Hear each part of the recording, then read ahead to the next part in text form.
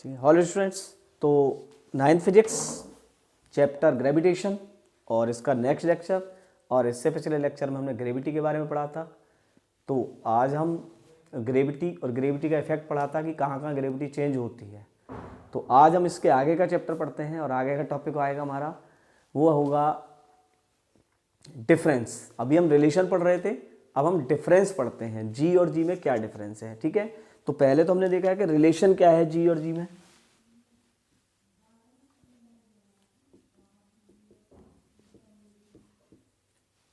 Relation between ji and जी पढ़ा था हमने। तो हमने देखा कि जी का रिलेशन आया जी के साथ GM/r², यही आया था। अच्छा, बात करें अगर डिफरेंस की, ठीक है,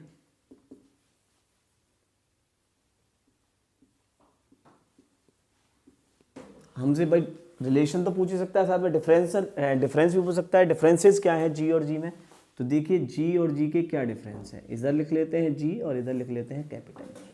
ये जी क्या है, ये है एक्सीलरेशन ड्यू टू ग्रेविटी। क्या है, इसको क्या बोलते हैं हम, एक्सीलरेशन ड्यू टू ग्रेविटी।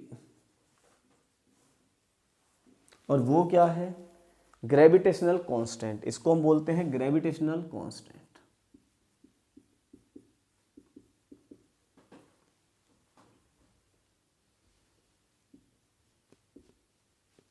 ठीक है, वो ग्रेविटेशनल कांस्टेंट है, ये एक्सीलरेशन ड्यू टू ग्रेविटी है।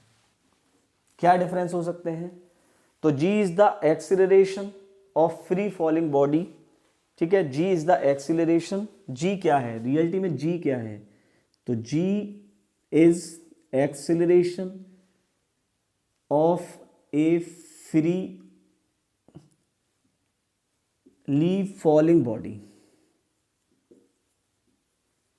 फ्रीली फॉलिंग बॉडी जानते हो ना आप, समझ में, मतलब किसी बॉडी को हम बिना कोई फोर्स के छोड़ दें, उसको हम बोलते हैं फ्रीली फॉलिंग बॉडी।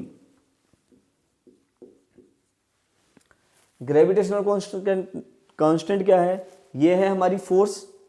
ठीक है, इट इज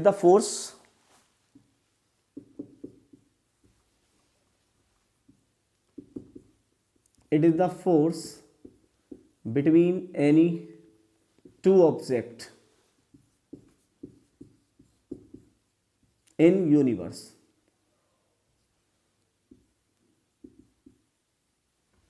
ठीक है, वो क्या है, ये एक्सेलरेशन है किसी फ्री फॉलिंग बॉडी का, और वो है हमारी कोई एक ग्रेविटेशन फोर्स। सही है। अच्छा, इसकी दूसरा देखते हैं हम इसकी यूनिट के बारे में। तो इसकी यूनिट क्या है, एसआई यूनिट। तो इसकी एसआई यूनिट है मीटर पर सेकेंड स्क्वायर। और इसकी यूनिट की बात करें तो इसकी यूनिट होती है, पढ़िए आपने, न्यूटन मीटर स्क्वायर पर केजी स्क्वायर। यानी दोनों की यूनिटों में डिफरेंस है, दोनों की यूनिटों में डिफरेंस है। क्या दोनों की वैल्यू में भी डिफरेंस है, हाँ दोनों की वैल्यू में डिफरेंस है।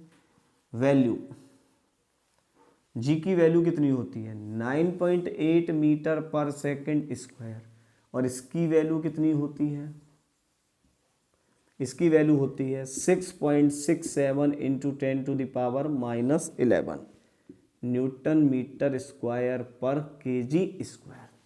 क्लियर हुआ, तीन डिफरेंस हुए। जी कैसी क्वांटिटी है, जी वेक्टर क्वांटिटी है। ये वाला जी वेक्टर क्वांटिटी है, डायरेक्शन पर डिपेंड करता है। ठीक है, डायरेक्शन पर डिपेंड करता है इसकी डायरेक्शन कैसी है। तो हम बोल सकते हैं स्मॉल जी वेक्टर क्वांटिटी है,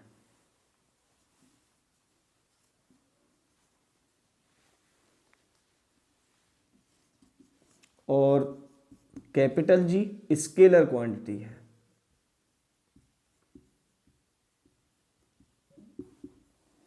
वो वेक्टर क्वांटिटी है, वो स्केलर क्वांटिटी है। क्लियर हुआ। और क्या हो सकता है डिफरेंस, बताइए। और डिफरेंस हो सकता है जी चेंज इन डिफरेंट प्लेसेस। जी की वैल्यू डिफरेंट प्लेस पर चेंज होती रहती है। जी चेंज होता है इन डिफरेंट प्लेस। ठीक है, और ये वाला जी कांस्टेंट होता है, ये चेंज नहीं होता। आ रहा है समझ में। और क्या कर सकते हैं, और डिफरेंस भी पढ़ सकते हैं। Centre of earth, centre of earth, g की वैल्यू कितनी होती है 0, लेकिन इसकी वैल्यू चेंज नहीं होती, उतनी ही रहती है। ठीक है, और तो बहुत सारे डिफरेंस हो गए, 6 डिफरेंस बहुत है, इससे ज़्यादा हम इसका कितने भी निकाल सकते हैं। आपको 2 और 3 लिखने हैं। तो स्मॉल जी और कैपिटल जी का डिफरेंस है। ठीक है, क्लियर हुआ? तो एक बार रिवाइज कर लेते हैं। इसको क्या बोलते हैं हम, acceleration due to gravity of a free falling body, यानी एक ऑब्जेक्ट, एक बॉडी को हम गिराएंगे तो उसके ऊपर एक्सेलरेशन जो आएगा वो जी की वजह से आएगा, अगर हम उसके ऊपर कोई फोर्स ना लगाएं। ठीक है, अगर हम उसे ऐसे ही छोड़ दें तो हम उस पर कोई फोर्स ना लगाएं तो उस पर जो एक्सेलरेशन आएगा वो क्या आएगा, जी आएगा, फ्री फॉलिंग बॉडी, और कोई भी अगर अदर कोई फोर्स क्रिएट ना कर रही हो। ये फोर्स होती है बिटवीन एनी टू ऑब्जेक्ट। इसकी यूनिट मीटर पर सेकंड स्क्वायर है, इसकी यूनिट न्यूटन मीटर स्क्वायर पर केजी स्क्वायर है। इसकी वैल्यू जो है वो 9.8 मीटर पर सेकंड स्क्वायर है, इसकी वैल्यू है 6.67 इंटू 10⁻⁻11 न्यूटन मीटर स्क्वायर पर केजी स्क्वायर है। ये वेक्टर क्वांटिटी है, डायरेक्शन पर डिपेंड करती है, ये स्केलर क्वांटिटी है। जी चेंज होता है डिफरेंट प्लेस पर, लेकिन ये चेंज नहीं होता, ये कांस्टेंट रहता है।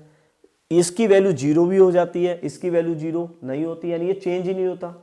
तो जी की वैल्यू 0 हो जाती है अर्थ सरफेस, अर्थ के सेंटर पर, और अर्थ से ऊपर जाएंगे हाइट पर तो वहाँ भी 0 हो जाएगी, एक हाइट पर जाने पर वहाँ भी 0 होगी।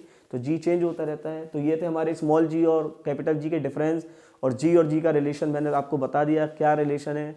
और स्मॉल जी कभी भी अट्रैक्टिव फोर्स है, ठीक है, लेकिन वो ऑब्जेक्ट के मास पर डिपेंड नहीं करती है, क्योंकि इसका फॉर्मूला होता है Gm/r²।